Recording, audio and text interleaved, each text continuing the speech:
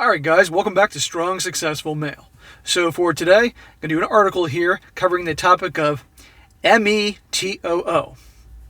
And the title is, Why in the World Would Men Stop Mentoring Women Post-MeToo?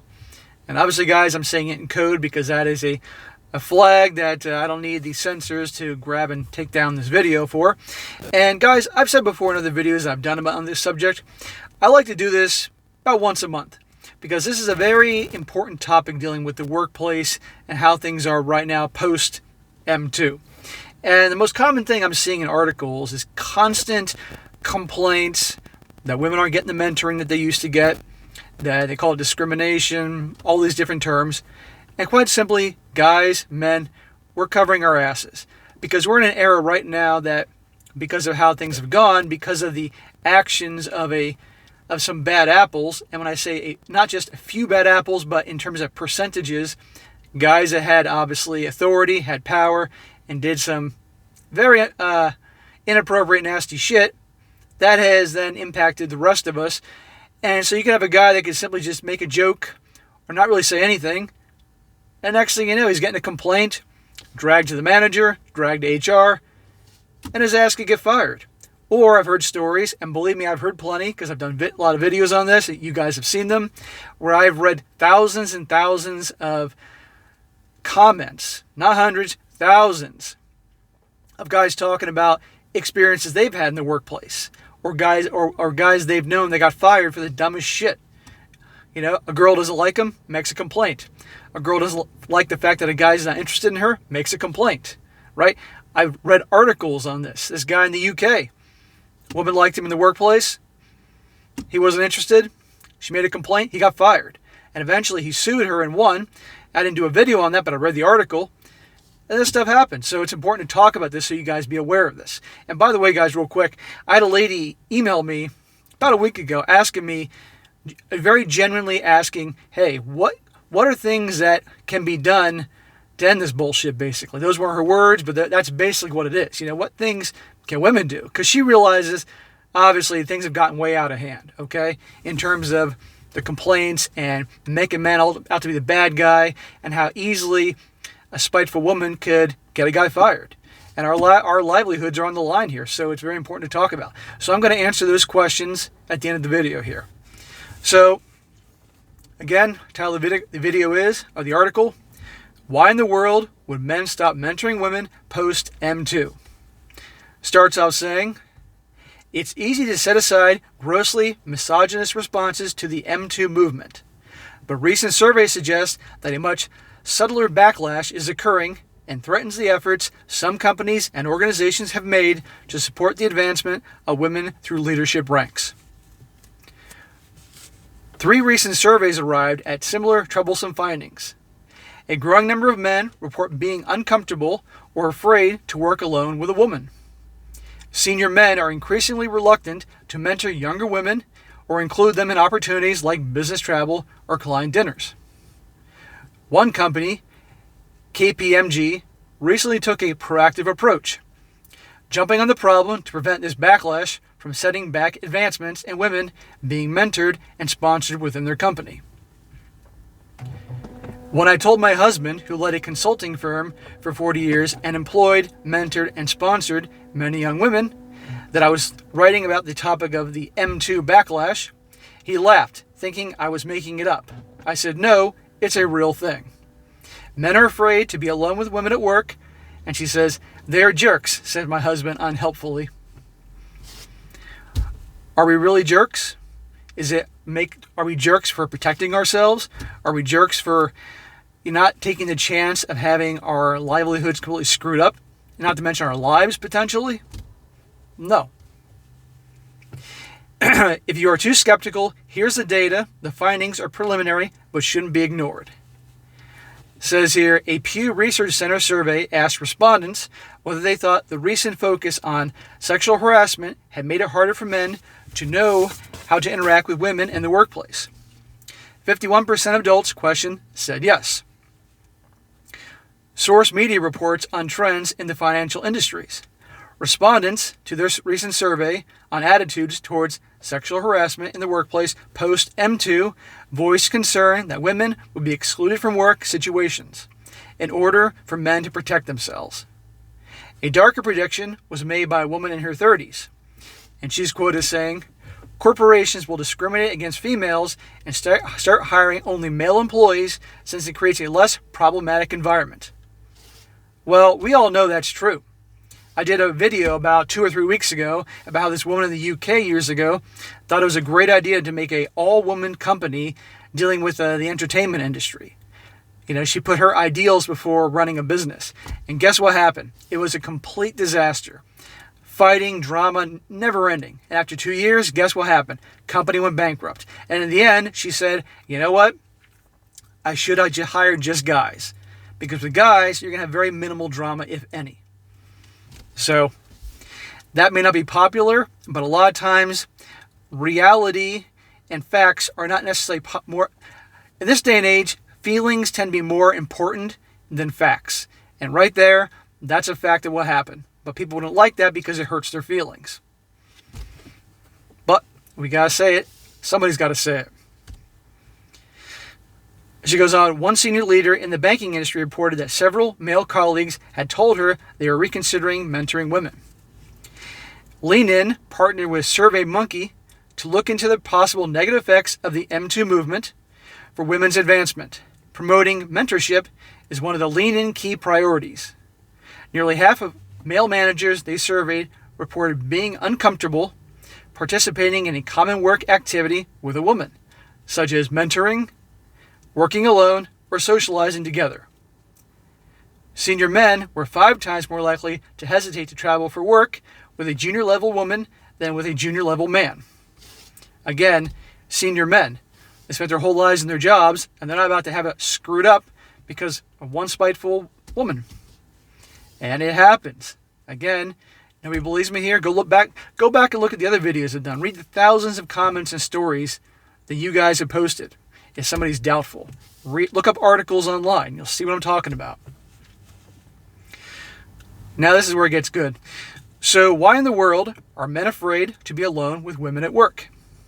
The implication of the surveys is that men are afraid of being falsely accused. Ding, ding, ding, that's it.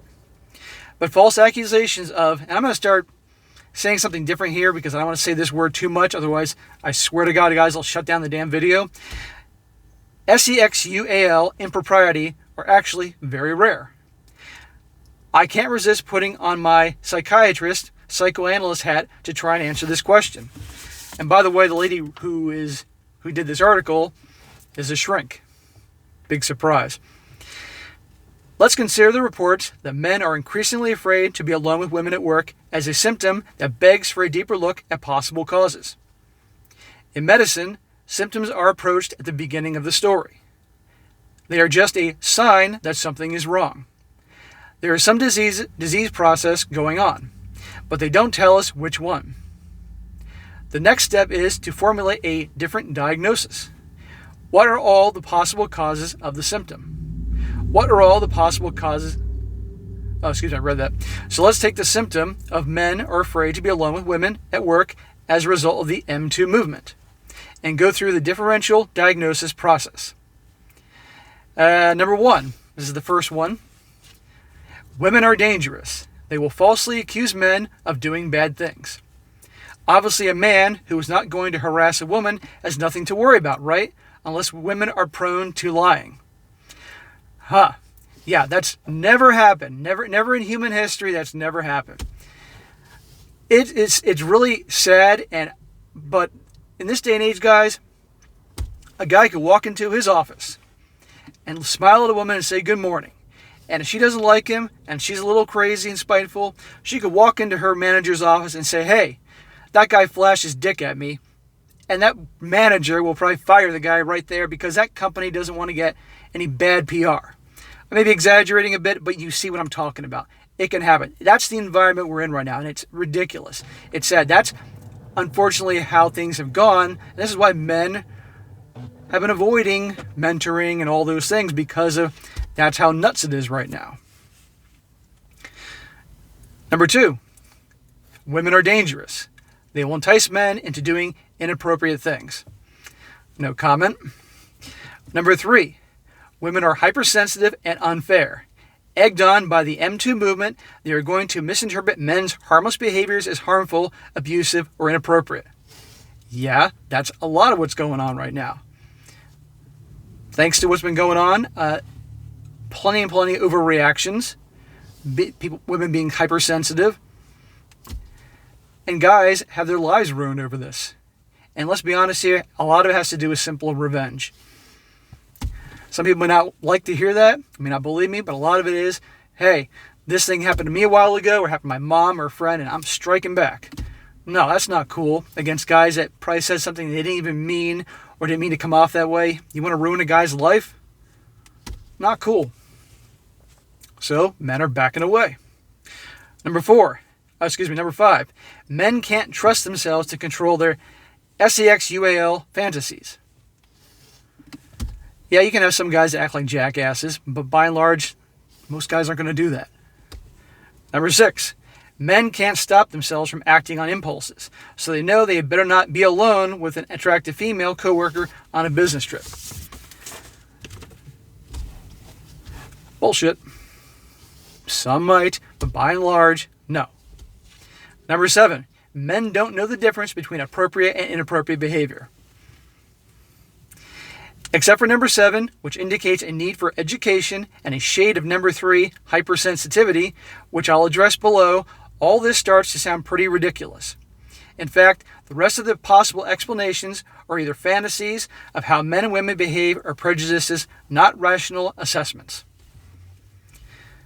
Everyone has an unconscious emotional life full of fantasies, wishes, and impulses. This often includes insecurity, which can lead to an unconscious wish to dominate or demonstrate power over another person to prove one's strength. Yeah, hence the revenge. The revenge for things that people went through in the past. And now, unfortunately, because now men are guilty until proven, guilty, it's easy to embrace that power now that this is going on. And it's wrong. We take all that with us to work, but the essence of maturity is to be able to control and moderate sex and power-related impulses in a context where they are not warranted, like at work. Mature adults can control their emotional lives at work and focus on the job. They don't have to think about it. Well, yeah, mature adults can, but again, let's just say you're with a group of co-workers, and there was a woman there, and the guys are joking around and not addressing her directly, and they make a comment amongst themselves, and what they say is overheard, and she can go off and make a complaint. And given the environment, even though that guy wasn't talking to her and was addressing other guys, she can make a complaint, and that guy could get in trouble or lose his job. See what I'm talking about here?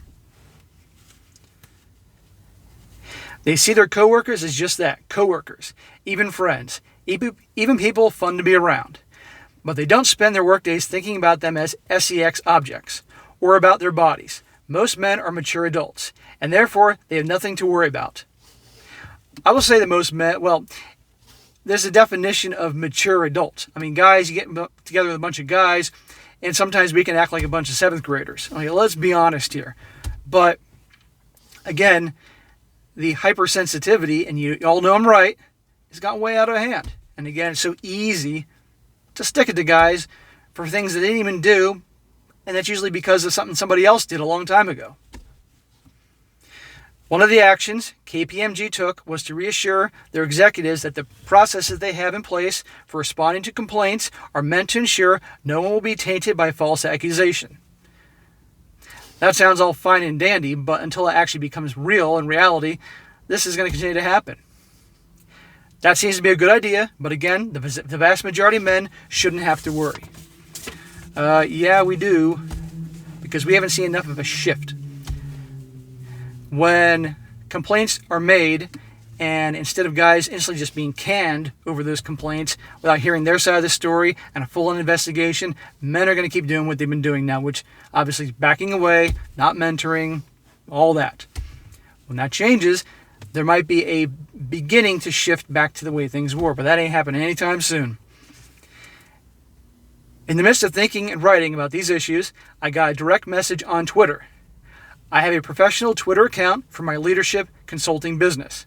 I noticed I've been followed by a man who describes himself as a general commander in the Army. I like connecting with retired military officers because they're often really gifted in leadership consultants. So I followed him back. Significantly, I didn't take the time to look at his Twitter account. I immediately got this message in return. Hello, dear. Great to meet you here. I was startled, confused, angry, acutely uncomfortable. Why in the world would some stranger call me dear? See what I'm talking about, guys? Didn't he see me as a businesswoman? How about as an equal or as a human being? Maybe this guy calls all women dear, and it's not meant to be offensive or harmful or nasty or whatever interpretation. That could just be the way he addressed women. But somebody put in her head at some point, in a lot of people's heads, that's a negative thing. That's a condescending thing. This is what I'm talking about.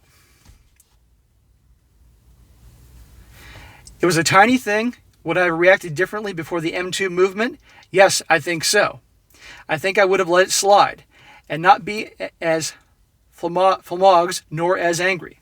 I would have just been one more incident in what woman's professional lifetime of little incidents.